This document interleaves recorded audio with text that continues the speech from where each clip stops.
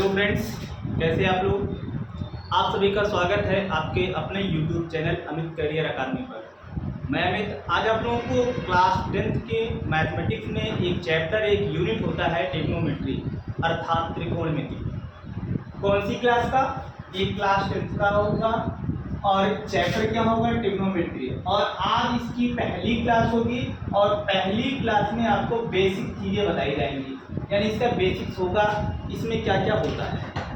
ठीक, अब हम जानेंगे कि अगर ट्रिग्नोमेट्री की बेसिक की बात की जाए तो इसमें पहला जो कॉन्सेप्ट आता है वो आता है त्रिकोणमितीय अनुपात का।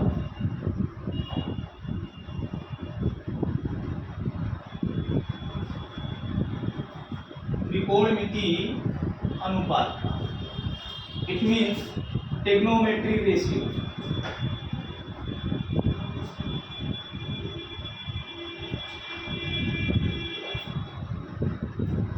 त्रिकोणमितीय अनुपात। अब हम त्रिकोणमितीय अनुपात की बात कहां से करेंगे?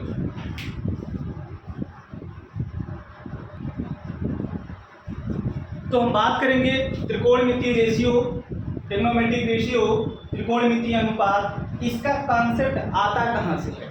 तो इसका कॉन्सेप्ट आपका आता है समकोण त्रिभुज से। कहां से? समकोण त्रिभुज से। तो सबसे पहले हमको जानना पड़ेगा कि समकोण त्रिभुज क्या होता है। क्या चीज? समकोण त्रिभुज क्या होता है।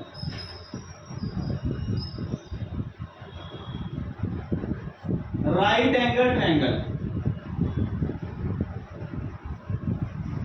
राइट एंगल ट्रायंगल, समकोण त्रिभुज। तो इसके बारे में बताया जाता है कि ऐसा त्रिभुज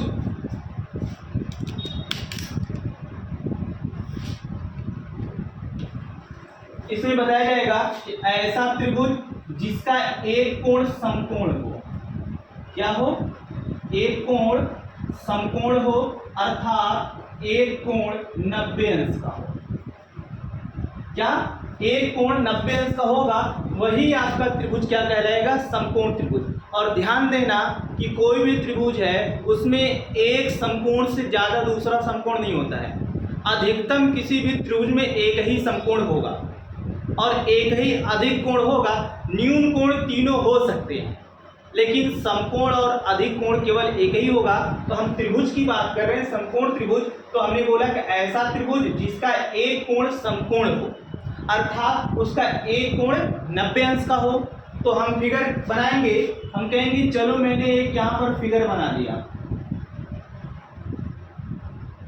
नाम दे दिया कि मेरा ये ट्रायंगल ए बी सी है और 90 अंश पर समकोण है, अर्थात यहाँ पर ये बी जो आपका समकोण है और यही 90 अंश है। कभी 90 अंश लिखा जाएगा, कभी नहीं लिखा जाएगा, तो आप इसको समझ लेंगे यहाँ पर ये 90 अंश है। ठीक, यहाँ पर समकोण है। अब यहाँ से हम बात करेंगे कि जो 90 अंश का कोण है ना, इस 90 अंश के कोण के सामने की भुजा हमेशा कर्ण कहलाती है। क्या कहलाती है? कर्ण। कौन सी? 90 अंश के सामने वाली भुजा क्या कहलाती है? कर्ण। अंग्रेजी में इसको बोलते हैं हाइपोटेनियस। क्या बोलते हैं? हाइपोटेनियस। और जो शेष दो भुजाएं बची हैं, इन दोनों में से कोई एक लंब होगा, कोई एक आधार होगा। अब यह डिसाइड कैसे होगा कि इसमें कौन लंब है कौन आधार है? इस बात को आप समझिएगा, नहीं तो आपका जो पहला चैप्टर है, पहला चैप्टर आपका सही नहीं हो पाएगा कि इसमें लंब है, ये वाली भुजा लंब है, ये वाली भुजा लंब है। इसको जानने के लिए हमें ये पता करना होगा कि मेरा कोण कहाँ से लिया जा रहा है, कहाँ से मेजर किया जा रहा है।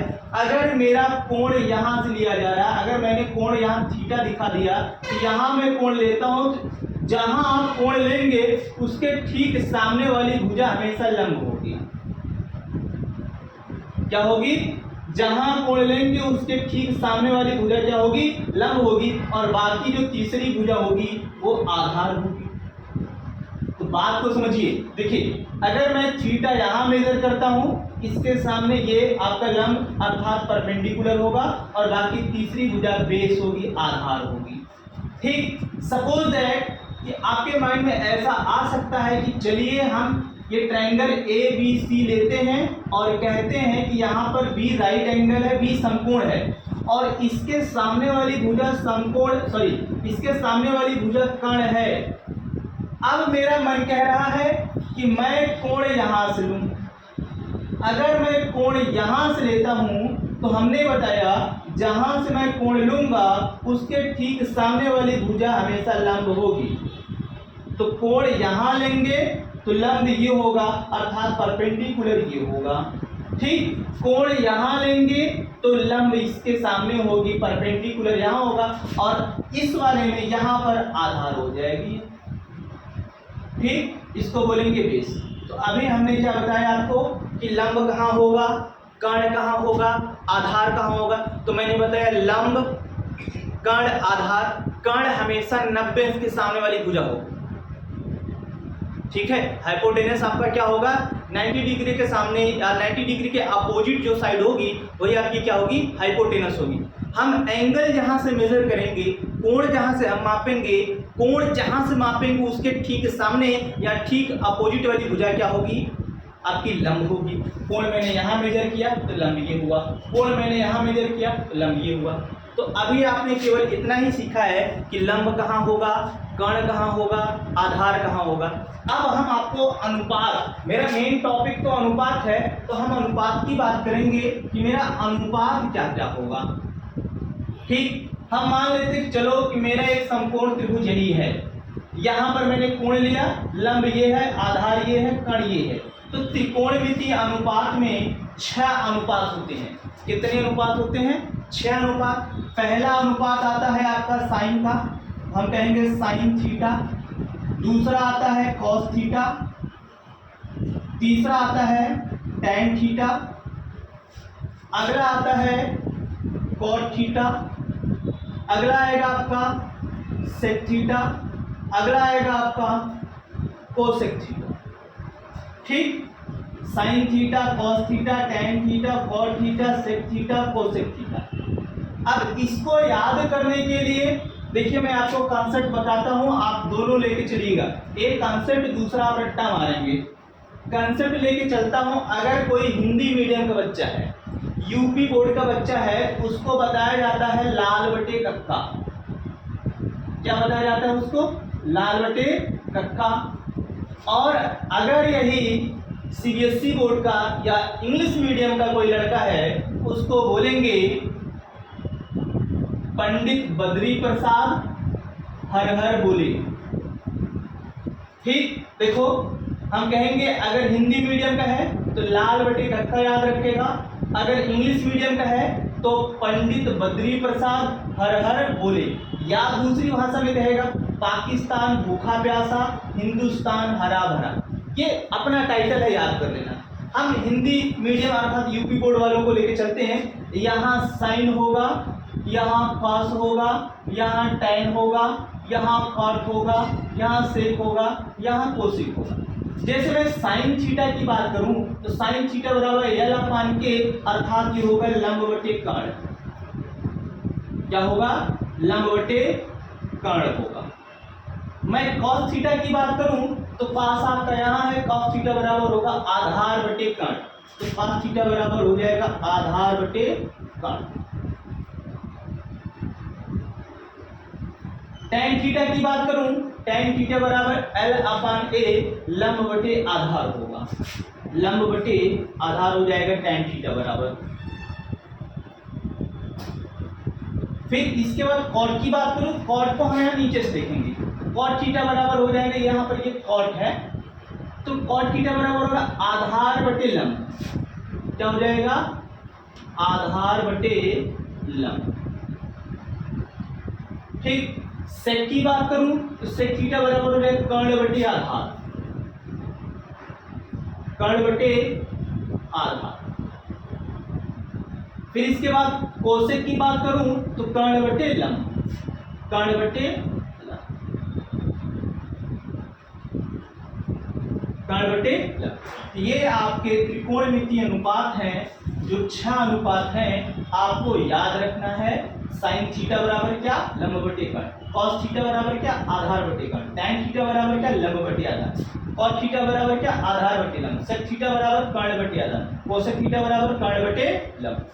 इन सारी चीजों को आपको लर्न कर लेना है कायदे से, तभी आप ट्रिग्नोमेट्री पूरा जान जाओगे। अब हम चलेंगे थोड़ा सा इसके आगे चलेंगे, संबंध, त्रिकोणमितीय अनुपातों में संबंध।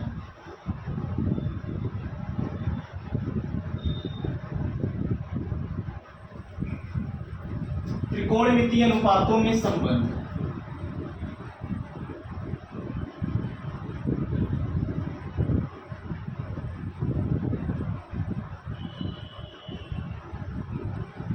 अनुपातों में संबंध, ठीक। अब देखो, जैसे पहला संबंध आता है साइन और कोसेक। कहोगे साइन थीटा बराबर होता है 1 कोसेक थीटा। क्या होता है, साइन थीटा बराबर होता है 1 कोसेक थीटा, या कोसेक थीटा बराबर होता है 1 साइन थीटा। जितनी बार मैं बोल रहा हूं आप नोट करते चलिएगा। दूसरा कहेंगे कॉस थीटा बराबर होता है 1 सेक थीटा, या कहेंगे सेक थीटा बराबर होता है 1 कॉस थीटा। अगला है tan थीटा बराबर होता है 1 कॉट थीटा, या कॉट थीटा बराबर होता है 1/tan थीटा। ठीक, ये त्रिकोणमितीय अनुपातों में संबंध है।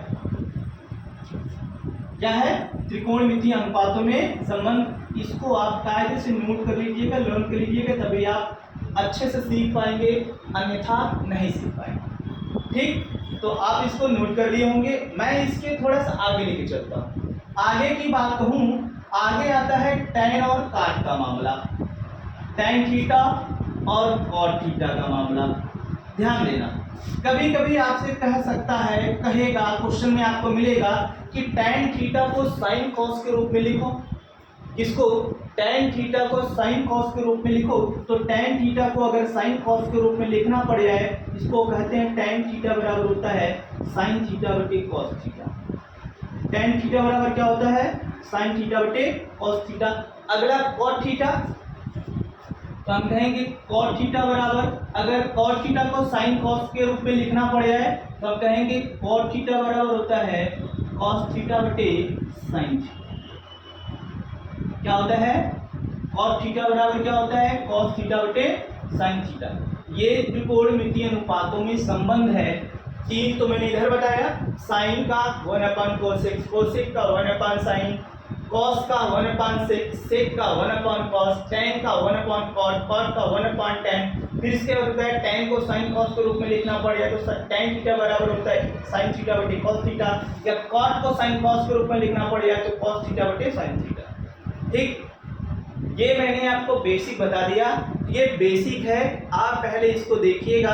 क्लास को अच्छा लगे लाइक शेयर करिएगा, ठीक है। अगर क्लास अच्छा लगे तो जो बच्चे चैनल पर नए हो चैनल को सब्सक्राइब करेंगे। अगली क्लास में आपको इसका चैप्टर नंबर 1 लेके आऊंगा, जैसा कि आपको मिला होगा 8.1 trigonometry CBSE board, UP board, जो एनसीईआरटी की बुक है। टोटल में पहले एनसीईआरटी आपको पढ़ाऊंगा, ठीक है। ये एनसीईआरटी के बाद में साइड बुक, चाहे आर.एस. अग्रवाल चाहे आर.डी. शर्मा, आप लोग जो भी प्रिफर करेंगे मैं उसको पढ़ाऊंगा, लेकिन मेरी पहली प्रायोरिटी होगी एनसीईआरटी। एनसीईआरटी में ये चैप्टर नंबर 8 है, तो कल मैं पढ़ाऊंगा, कल मतलब अगली क्लास में 8.1 को लेकर आऊंगा। ठीक, तो क्लास अगर आपको अच्छा लगे तो कमेंट सेक्शन में कमेंट करना मत भूलिएगा। Okay, thank you.